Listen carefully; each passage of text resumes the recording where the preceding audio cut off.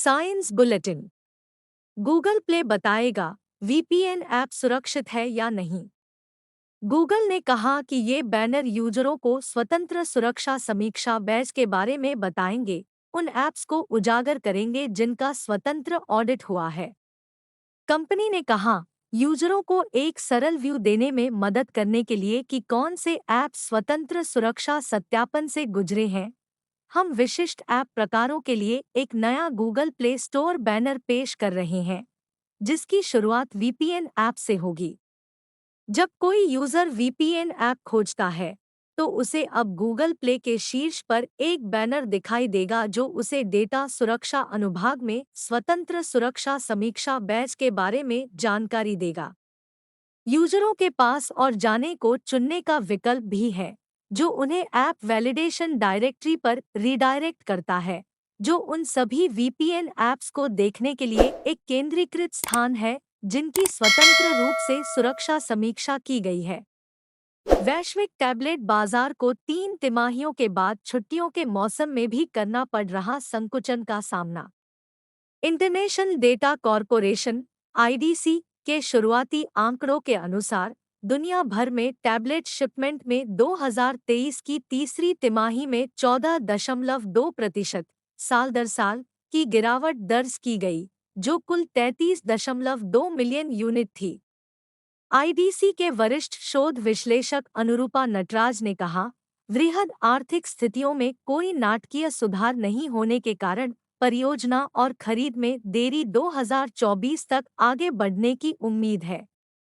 नटराज ने कहा, शिक्षा क्षेत्र में सुधार और विभिन्न क्षेत्रों में उपयोग के मामलों में वृद्धि से टैबलेट बाजार को लंबे समय तक टिके रहने में मदद मिल सकती है, लेकिन निकट भविष्य में हमें टैबलेट की बिक्री में कोई उल्लेखनीय वृद्धि की उम्मीद नहीं है। सीमित मांग के बावजूद त्योहारी मौसम के कारण बाजार में पिछली तिमाही की तुलना में 18% की वृद्धि देखी गई।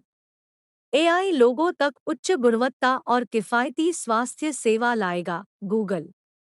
गूगल के मुख्य स्वास्थ्य अधिकारी डॉक्टर करेन डिसाल्वो ने कहा कि एआई में पेनिसिलिन की खोज के समान प्लैनेटरी स्केल पर लोगों के स्वास्थ्य को बदलने की क्षमता है।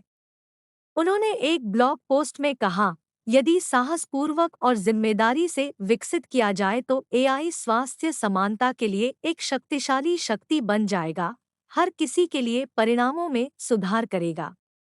गूगल रोजमर्रा के क्षणों में लोगों की मदद करने के लिए अपने उत्पादों में एआई तैनात कर रहा है। डिसाल्वो ने कहा कि ऐसा लग सकता है कि कोई व्यक्ति गूगल लेंस के साथ त्वचा की स्थिति के लिए खोज पर मानसिक स्वास्थ्य संसाधनों तक पहुंच प्राप्त कर रहा है, अनियमित हृदय ताल के बारे में उपयोगी स्वास्थ्य अंतर्दृष्टि प्राप्त कर रहा है, या फिटबिट पर हमारी सबसे सटीक हृदय गति ट्रैकिंग को सक्षम कर रहा है।